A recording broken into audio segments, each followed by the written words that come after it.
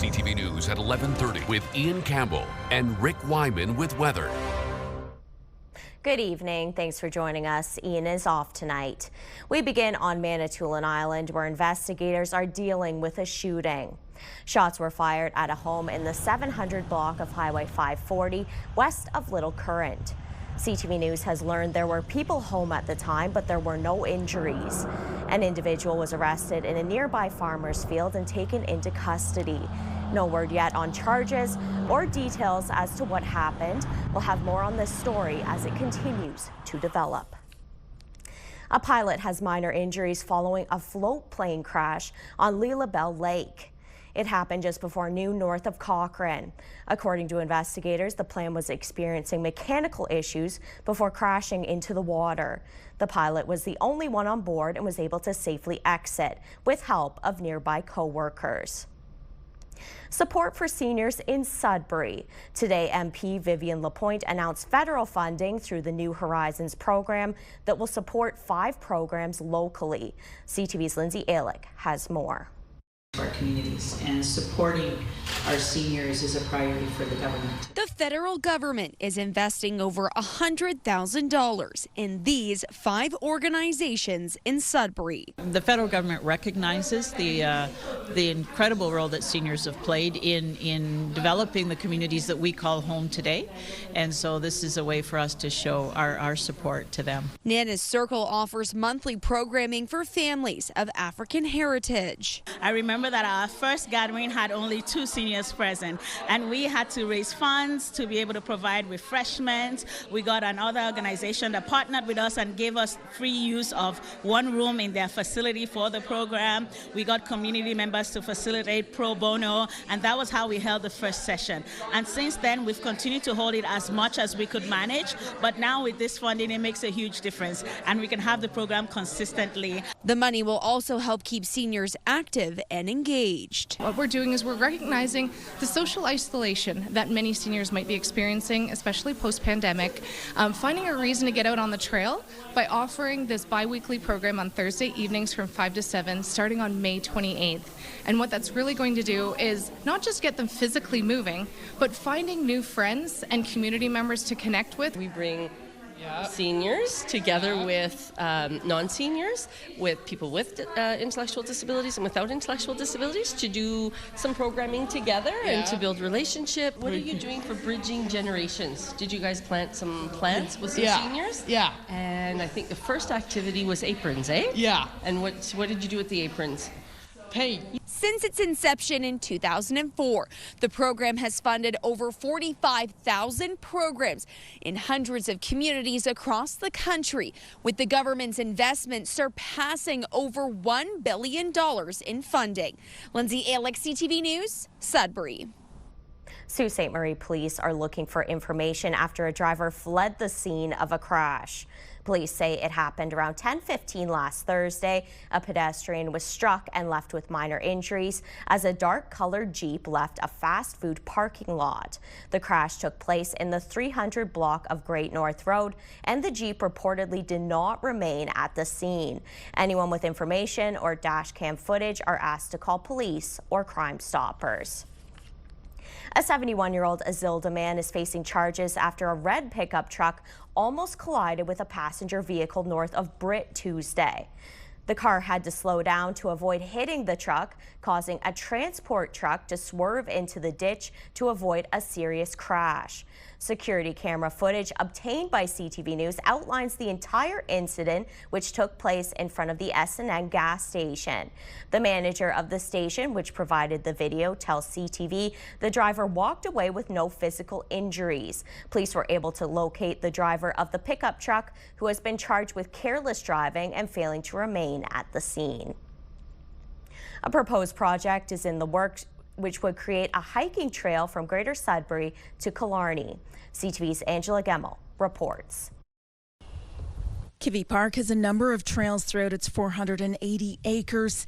What it doesn't have is a backcountry route. that could change in the next few years. Just going to be huge for the north, I think, and for drawing people from down south to come check out like what a beautiful place the north is. Kivy Park is proposing a 56-kilometer backcountry hiking trail starting at Linton Lake, traveling south.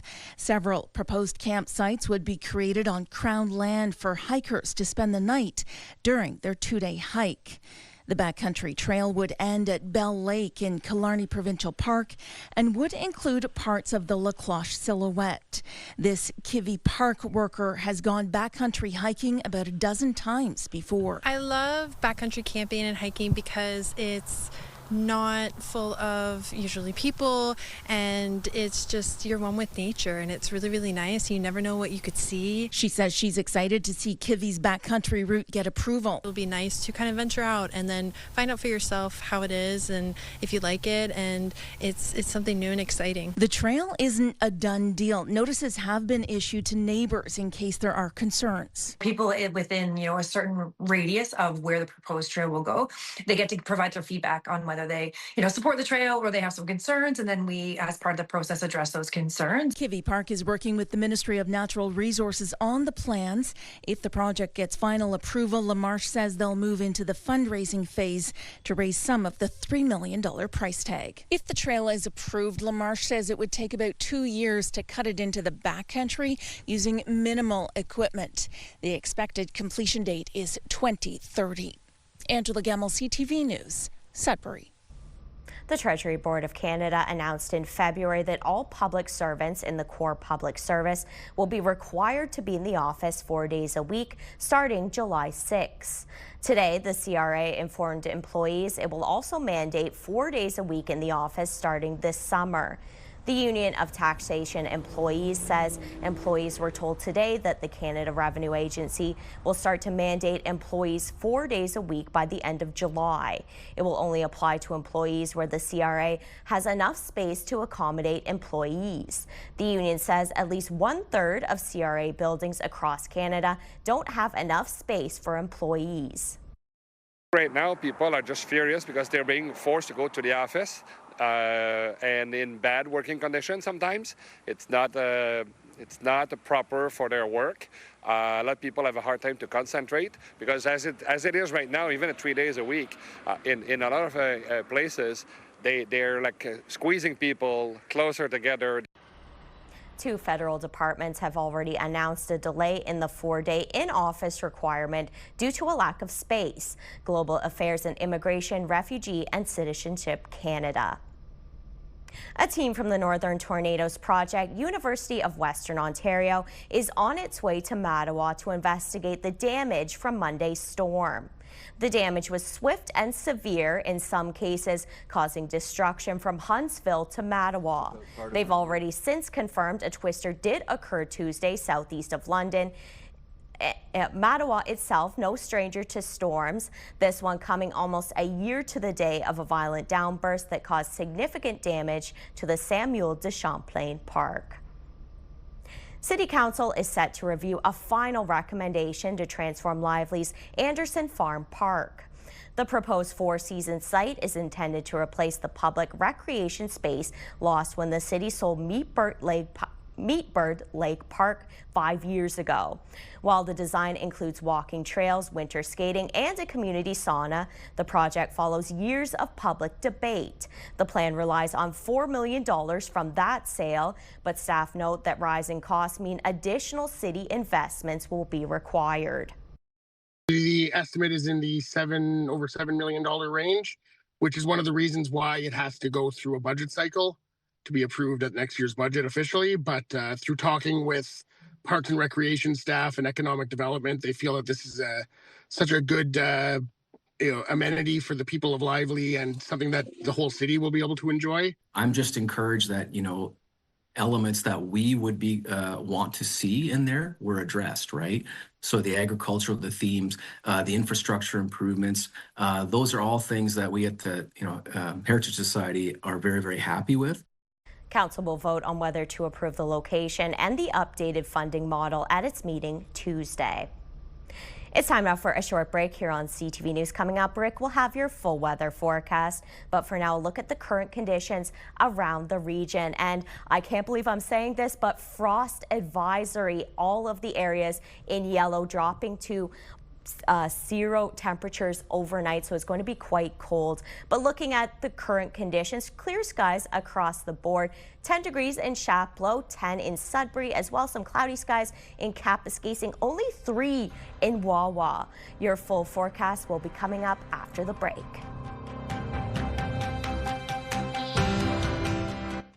Oh, it's close. The weekend is so close. We've got one more night. And of course, another frost advisory as issued by Environment Canada. Forecast radar. Yes, the temperatures will dip this evening. So again, watch out for those plants. The only exceptions are Timmins and Gore Bay. Some precipitation moving in time for the weekend. This is the picture by about supper time on Saturday.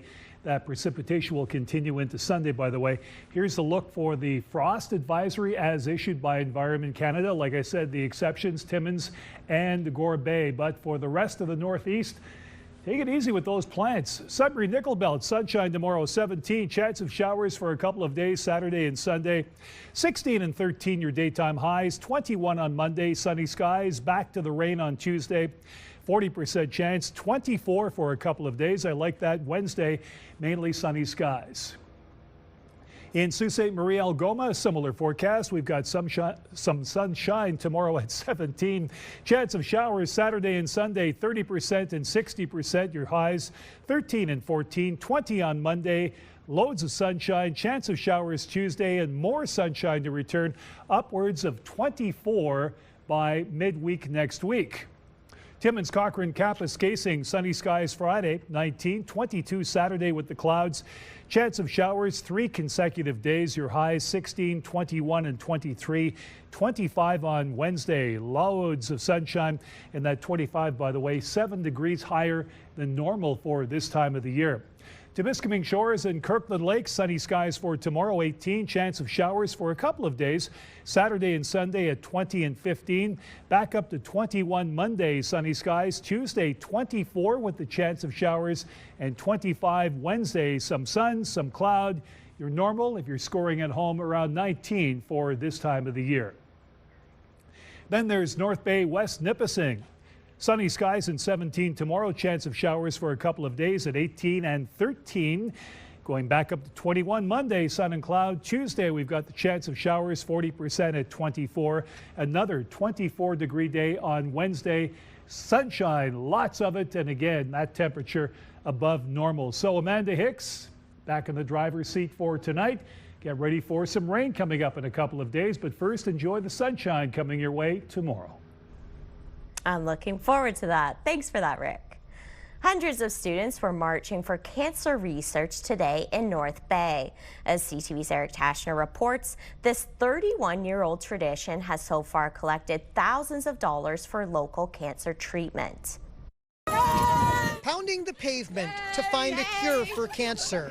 I'm really proud of our school for raising so much money. Trojans Walk for Cancer! About 1,000 students and staff at West Ferris Secondary School left their classrooms for the hour-long march to the Lake Nipissing waterfront. The walk inspires breast cancer survivor Amanda Etches. She was diagnosed 2 years ago. Many surgeries, chemotherapy, radiation, and it's been just a little over 1 year with no treatment, no radiation, no chemotherapy. There's always follow-up things, of course. About a month ago, the students canvassed their neighbors, going door to door, collecting close to $61,000, a school record. Yeah, I think it's great, and I think we should keep doing it. Since its inception, over $500,000 has been raised for research and treatment. All donations stay local, going directly to the North Bay Regional Health Center to buy a state-of-the-art vacuum-assisted breast biopsy machine, part of diagnosing breast cancer. It's a minimally invasive outpatient procedure used to examine suspicious breast abnormalities. It's allowing people to find out those answers sooner and to get the the treatment started, and that's the biggest thing with cancer. This tradition started over 3 decades ago when a former student who had cancer began walking around the school's outdoor track, raising money for treatment. So many kids have been touched by cancer. It's a combination of all those things together, and I think it just it keeps getting better year after year. Last year, a family friend got diagnosed with stage 2 breast cancer. It feels really good because she is in remission now. Students hoping one day the sun will shine on a day when cancer will be a thing of the past. Eric Tashner, CTV News, North Bay. Timmins Transit is getting more than $500,000 from the province. Timmins MPP George Peary making the announcement today. The money will support increasing routes and ridership, as well as improving accessibility and new additions to their fleet. The $585,000 in funding is coming from the province's gas tax program. If you own a vehicle, chances are you like to keep it clean, and that means you may occasionally use an automatic car wash. There are car wash passes you can buy that allow you to wash your vehicle as often as you like, but even they come with limitations. CTV's Pat Foran has details. If you like to keep a clean vehicle, Petro-Canada will sell you a season's pass that will let you use the car wash every day. Vutran of Newmarket bought a 180-day season car wash pass for $490. Well, the way to keep our car nice and clean and, basically preventing rusting from the road salt in the wintertime. The season's pass gets a lot of use at his house. There are 4 cars in Tran's family, but he says it's allowed under the pass's terms and conditions. We use it within the family, the same household, same address, 4 cars. And there was nowhere in the term and condition that you can only wash 1 car. He still had 80 days left when his season's pass quit working. They canceled my car because I used multiple devices for the same car wash. We were halfway of the usage of the card when suddenly the card was suspended. Shirin Abdul Karimi of Thornhill also had her 90-day pass canceled that she paid $270 for. She said the pass was only on one smartphone. She and her husband took turns washing their cars each day. I think it's very unfair because we didn't do anything wrong. Petro-Canada says the pass is for 1 wash per day, but in its terms and conditions, it says the card can only be loaded onto 1 smartphone. Petro-Canada told CTV News, car wash season passes may only be downloaded to 1 device. Users found to be in violation were sent a cancellation email. However, after reviewing usage on these cards, we determined the season's passes were incorrectly flagged and have reinstated them. So both Tran and Abdul Karimi were given replacement car wash passes, which was great news for them. Thank you, CTV. You've been very great. You guys are doing a great thing for consumers. Thank you so much for what you did. Pat Foran, CTV News. There are increasing concerns among Ontario mechanics over the number of tires piling up in their storage. They're supposed to get recycled, but as John Woodward reports, that's not happening. It's been busy at Amarjeet Singh's tire shop as many customers are switching from winter to summer tires. We have the more cars coming, more tire installing. When a tire he encounters is at the end of its life, it's supposed to be recycled. But try as he might, Singh can't get anyone to pick them up. I can see since maybe 2 months or 3 months, nobody came. The result, a pile of tires in front of his Northern Etobicoke store, and he's not the only mechanic spinning his wheels. We found hundreds of tires at other stores in the area, with an industry group saying it's happening all around. We're getting reports from hundreds of collection sites across the province that they're now stranded with hundreds to thousands of tires. It was the same story just 6 months ago. Consumers pay about $5 a tire that goes to companies contracted to pick them up, known as producer responsibility organizations, but they just weren't accepting them.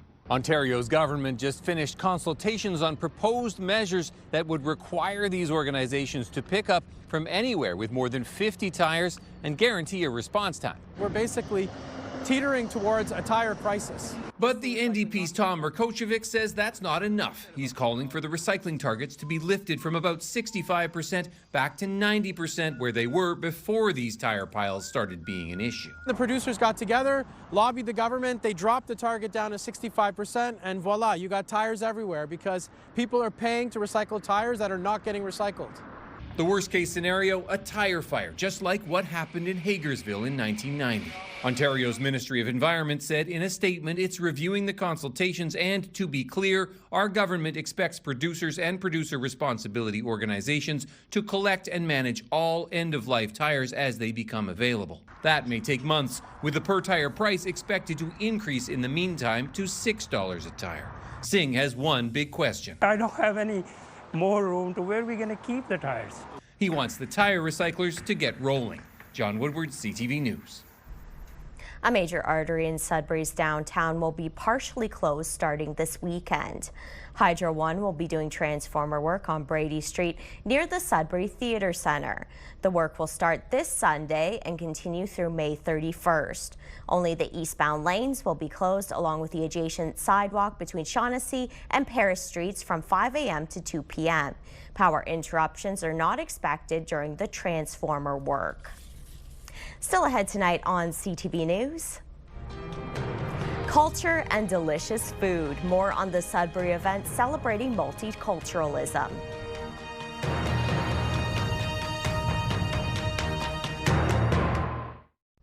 An inaugural group of Northern Ontario hockey fixtures were honored tonight. As CTV's Corey Nordstrom tells us, the first ever Hockey North Hall of Fame aimed at highlighting those who aren't always front and center for recognition, but play big roles in the regional and local hockey scenes. It was a casual affair meant to honor some hardcore hockey contributors in the region. The inaugural Hockey North Hall of Fame saw 30 Northerners recognized for their contributions, an effort organized by longtime Sioux sports writer Randy Russin. Not a lot of under-the-radar people get recognized for their contributions over many years. It just seemed to be a lot of higher profile people who got recognized. Among those recognized, coaches, players, builders of all kinds, representing leagues from across the north. I owe my life almost to hockey, besides my wife and my children, but hockey's been fantastic for me, and a lot of success, and I can't say enough. What is special about this induction is that it's my own people. It's Northern Ontario, where I was born and raised, and to be recognized by your own peers is really something very special. 5 media members also made up the first edition of the Hall of Fame, including CTV's very own Tony Rima. When you're bringing sports and highlights and information to people, maybe it's the first time they're hearing it. It really brings community together, whether it be large or small. The banners carrying the names of each Hall of Fame member are going to be hung in the Machine Shop's Steam Fitters Lounge, and Russin hopes to recognize many more in years to come. We're going to put nominations out and ask people to nominate people who they feel are worthy, who've been involved in the game since 1975. An event like this today, you see all the great people that have involved and put, countless hours into, whether it's coaching, running teams, buying teams, all these people. If it wasn't for this group, there probably wouldn't be very much hockey in Northern Ontario. Corey Nordstrom, CTV News, Sault Ste. Marie. NOJHL Commissioner Rob Mazuka will lead the Canadian Junior Hockey League's Executive Committee next season. The announcement came during the Centennial Cup in Summerside. The role is not new to Mazuka. He served as board chair in 2021. Finally, it was a celebration of diversity in Sudbury tonight as the school gym was transformed into a global marketplace. These are the sights and sounds of what's known as Multicultural Evening, hosted by École Publique Hélène Gravel. The event, organized by the school staff and parents, is in its 4th year. From Australia to Portugal, 11 families took part to share their culture's flavors and traditions. My kids are in 2nd grade and in SK, and they talk about the diversity every day. The school really lets that shine, and we wanted to give an opportunity outside of regular school hours to let our families showcase their culture and their food and really let them shine tonight. My husband is Lebanese, and I have the citizenship, and my kids too, and I went there 10 times, and I'm able to cook food from Lebanon, so I wanted to represent this country because it's part of who my kids are. I'm representing Australia, and I brought fairy bread. It's like bread, and there's butter on it with sprinkles. We represent Kazakhstan, and the foods we brought were barsak, which is like a bun, traditional. And then we also brought honey cake. Lebanese food is very traditional and very tasty, and I think people can't miss it. It's so good. And it looked so delicious. Officials say they hope the event only gets bigger in the years to come. And that takes us to the end of our newscast. Thanks for watching. I'll be back here tomorrow. Good night.